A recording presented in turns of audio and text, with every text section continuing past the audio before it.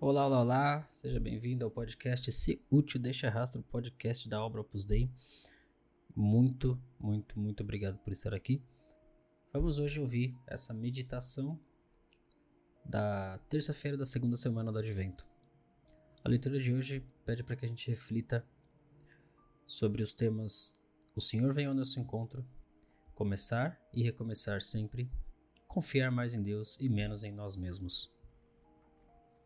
O Senhor virá com todos os seus santos. Naquele dia brilhará uma grande luz. Jesus Cristo veio à Terra para nos perdoar, para nos salvar, como lemos no Evangelho da missa de hoje. O que vos parece?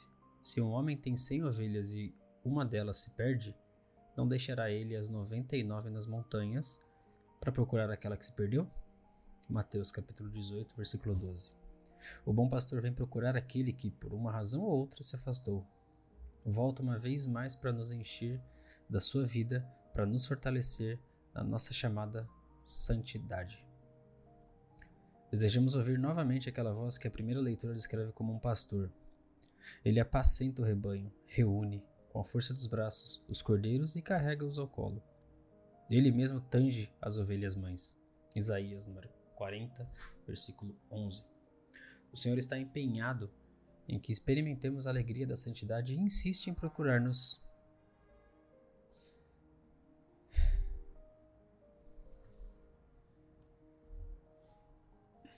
Vamos lá. O Senhor está empenhado em que experimentemos a alegria da santidade e insiste em procurar-nos. Tem pressa de encontrar a 100ª ovelha que se tinha perdido. Maravilhosa condescendência de Deus, que assim procura o homem, e grande dignidade é do homem, que assim é procurado por Deus. Nós, rapidamente, vamos ao seu encontro, dispostos a renovar o nosso amor. Chegou para nós um dia de salvação, de eternidade. Uma vez mais se ouvem esses silvos do pastor divino, essas palavras carinhosas. Vocave te nomine tuo. Eu te chamei pelo teu nome. Ele nos convida, como a nossa mãe, pelo nome. Mais ainda, pelo apelido carinhoso, familiar. Lá na intimidade da alma, ele chama. E é preciso responder: Ete ego quia vocaste mi. Aqui estou, porque me chamaste, decidida a não permitir que desta vez o tempo passe como a água sobre as pedras, sem deixar rasto.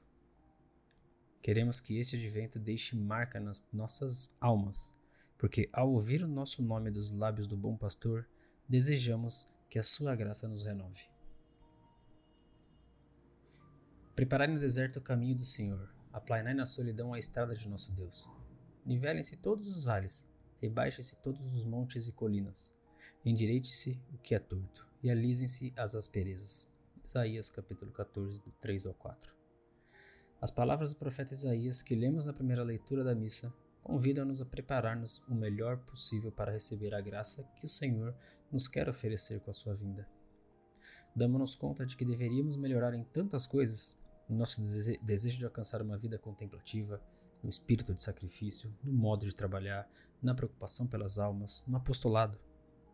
E não de uma forma genérica, mas sim em pontos concretos. Por exemplo, no que nos aconselham na direção espiritual ou na confissão, ou nessa virtude concreta que sabemos que nos faz muito bem.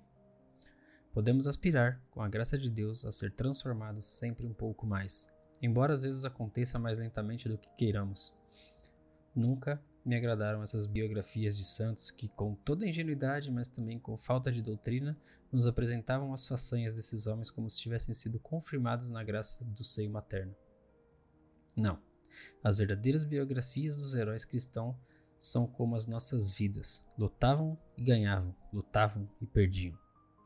E então, contritos, voltavam à luta. Para ir ao encontro de Jesus é necessário nunca deixar adormecer esse impulso interior que nos leva a procurá-lo, que nos conduz constantemente à santidade que nos espera. Ainda avanço, diz Santo Agostinho, ainda caminho, mas embora esteja no caminho, embora me esforce, ainda não cheguei.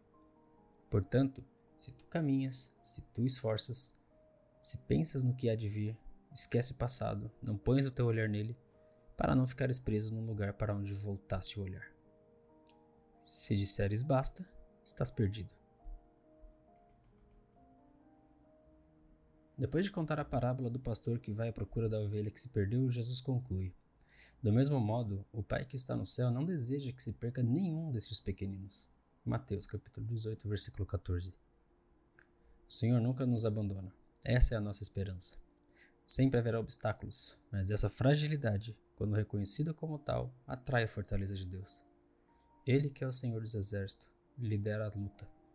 O comandante ama mais o soldado que, depois de fugir, volta ao inimigo e o persegue corajosamente, do que aquele que não voltou jamais às costas, mas que jamais fez algo corajosamente. Não se sacrifica aquele que nunca cai. Uma alma assim não existe, mas sim o que se levanta com agilidade. A vida cristã é uma vida de combate espiritual.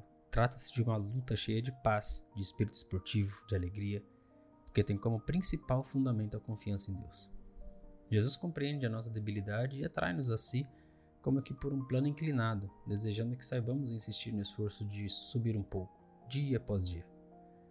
Procura-nos como procurou os discípulos de Emaús, indo ao seu encontro. Como procurou Tomé, ele mostrou as chagas abertas nas mãos e no lado, fazendo com que a tocasse com seus dedos. Jesus está sempre à espera que voltemos para ele, precisamente porque conhece a nossa fraqueza.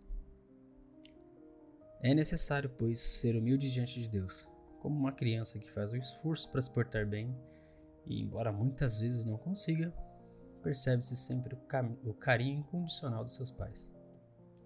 O Senhor fica satisfeito quando nos vê recorrer a Ele à procura de ajuda.